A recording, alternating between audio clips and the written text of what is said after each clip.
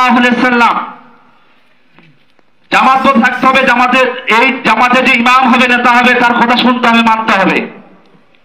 প্রয়োজনে বিপদ আসে তাহলে হিজরত করতে হবে, এক স্থান থেকে স্থান যেতে হবে।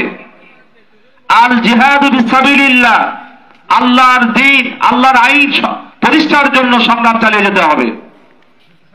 আল্লাহ রাসূল সাল্লাল্লাহু আলাইহি ওয়াসাল্লাম বলেছেন, ফাইন্নাহু মান খারাজা মিনাল ইসলাম, কেউ যদি ইসলাম থেকে এক বিঘত পরিমাণ দূরে সরে যায়, সে তার গদ্দান থেকে ঘাড় থেকে ইসলামের রশিটাকে খুলে ফেলে দিল। আপনি ইচ্ছা করলেন ইসলামের কিছু অংশ মানলেন আর কিছু অংশ মানলেন না, তাহলে কি আপনি ইসলাম থেকে বের হয়ে গেলেন না?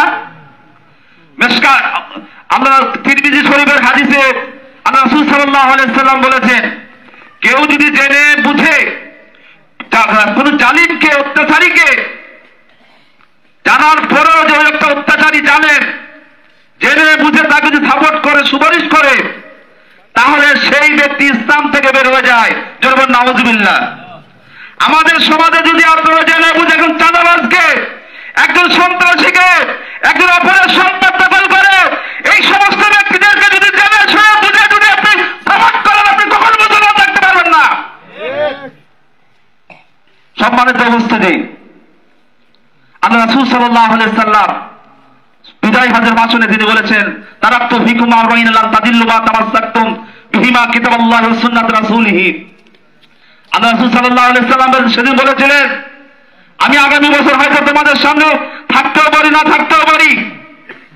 হে আমার উম্মতেরা, আমি দুটা জিনিস রেখে যাচ্ছি, এই দুটা জিনিস যদি তোমরা জীবনে বাস্তব আমল করতে পারো, আগে ধারণ করতে পারো, তাহলে পৃথিবীর এমন কোন শক্তি নেই তোমরা লাঞ্ছিত অপমানিত করতে পারে।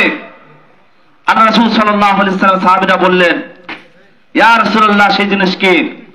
বললেন, কিতাবাল্লাহ, আল্লাহর কোরআন, আর সুন্নাত রাসূলুল্লাহ, এবং আল্লাহ তাআলার জীবনের আদর্শ। জনগণ সুবহানাল্লাহ। আমরা কি আল্লাহ রাসূলের সাল্লাল্লাহু আলাইহি ওয়াসাল্লামের জীবন আদর্শ মডেল হিসেবে গ্রহণ করব কিনা বলেন?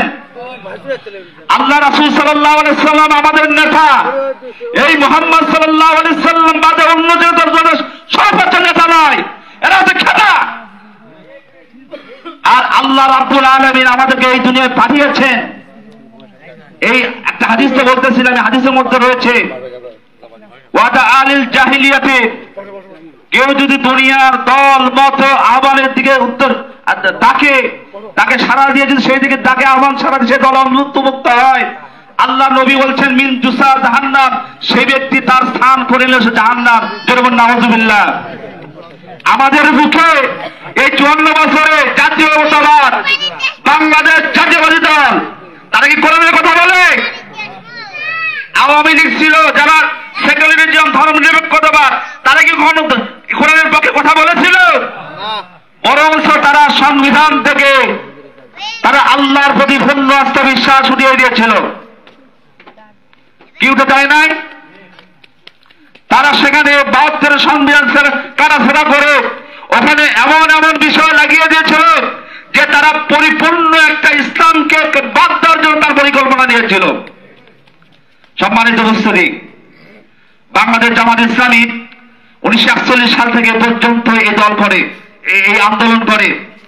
আল্লাহ রাব্বুল আলামিন সূরা বনী ইসরাঈলের মধ্যে আল্লাহ রাব্বুল আলামিন বলছেন, আমান কুতিলা মাজলুমান ফাকাদ জাআলনা লিওয়ালিহি সুলতানান ফালা ইসরিফ ফিল কতল।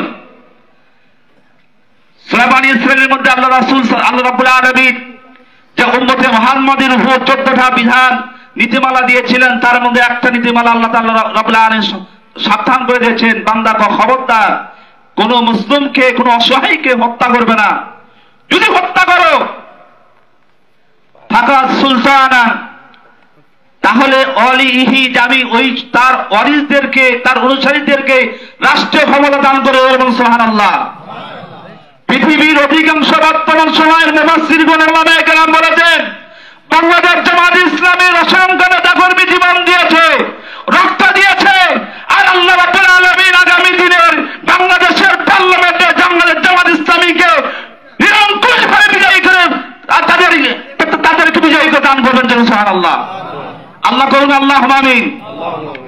বাংলাদেশের সকল জায়গাতে আল্লাহ রাব্বুল আলামিন এমন কোন ঘর রাখেন নাই আল্লামা দিলের সাইদি সাহেব বলে গেছে, দেখবেন এমন কোন বাংলার ঘর থাকবে না, সেই হিন্দু হোক, বৌদ্ধ হোক, খ্রিস্টান হোক, তাদের প্রত্যেকের ঘরে জামাত ইসলামের দাওয়াত পৌঁছে যাবে। পৌঁছে গিয়েছে না বলেন?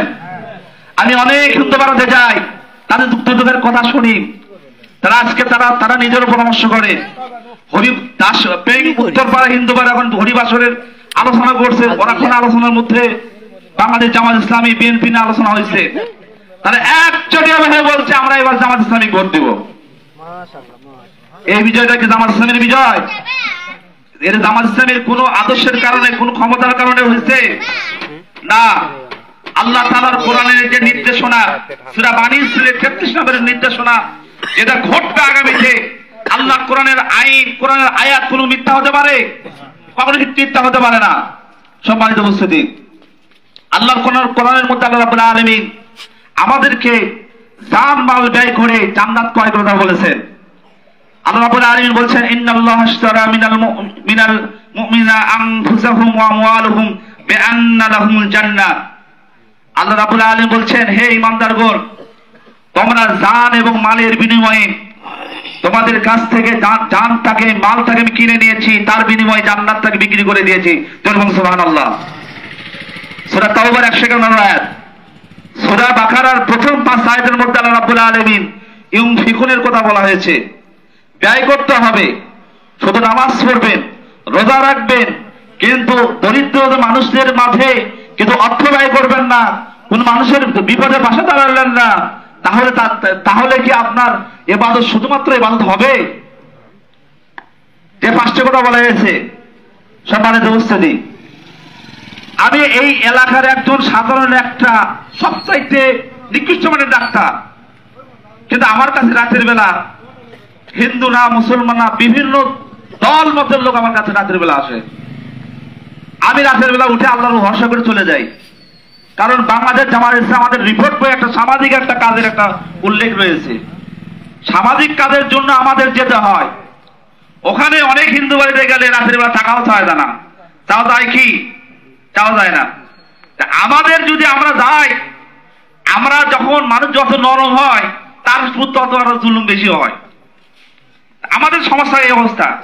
যাক, আল্লাহ তাআলা আমাদেরকে যে আজকে এই একত্রিত করেছেন, আপনারা এই সময়ে কোন বাতিল মতের দালালি, বাতিল মতের অনুসরণ করে দুনিয়াও শেষ করবেন না, আখিরাতও শেষ করবেন না। আমাকে গত কয়েকদিন আগে জেলা থেকে একজন বলছেন যে আমাদের আগামী নির্বাচনে আপনাদের অমুক জায়গাতে তারা টাকা ঘুরাবে, টাকা ব্যয় করবে, কিন্তু এইগুলো জায়গাতে আমাদেরকে আগামী দিনে ব্যবস্থা নিতে হবে, ভালোভাবে জনগণকে উদ্বুদ্ধ করতে হবে। সম্মানিত উপস্থিতি, আপনারা কি চান নন্দীগ্রাম দলিল অফিসে যায় ওই অফিসের নামে, সমিতির নামে আমরা টাকা দেই? আপনারা কি চান যে জায়গায় জায়গায় যায় আর আমরা ভ্যানের টাকা দেই? এই নন্দীগ্রাম থানা পার হয়ে আমরা শেরপুর থানা যাবো, আমরা চাঁদা দেই। এই চাঁদাগুলো কে খায়? জামাত ইসলাম খায়? তাহলে তো একটা দল না তো খায়। যারা জুলুম করে, যারা মানুষের বিরুদ্ধে অন্যায় করে খায়, তারা ভালো না খারাপ বলেন? তারা খারাপ। আর আমাদের বিরুদ্ধে তারা মিথ্যা প্রচারণা ছড়ায়, তারা বলে যে আমরা নাকি ভোট চাই আর জান্নাত বিক্রি করে খাই। নাউজুবিল্লাহ বলেন। আমি আমার এলাকাতে কয়েকজনকে বলছি, যদি একটা প্রমাণ দেখা যায় পারো, আমি তওবা করে তোমাকে বিএনপির যোগদান করবো। তুমি যদি প্রমাণ দেখাতে না পারো, তাহলে তওবা করে বাংলাদেশ জামাত ইসলামে যোগদান করা লাগবে। ও আর সাহস পায় নাই। সম্মানিত উপস্থিতি, আগামী 4 ডিসেম্বর আমাদের উত্তরবঙ্গের বগুড়া জেলার নন্দীগ্রামের আমাদের মনোনীত প্রার্থী নবী ডক্টর মোস্তফা হাসান পারভেজের ভাইয়ের আমন্ত্রণে ঢাকা বিশ্ববিদ্যালয়ের নবনির্বাচিত ভিপি সাদিক কায়ুম এবং চট্টগ্রাম বিশ্ববিদ্যালয়ের নবনির্বাচিত ভিপি ইব্রাহিম হোসেন রনি এবং রাজশাহী বিশ্ববিদ্যালয়ের ভিপি তারা এখানে আসতেছে।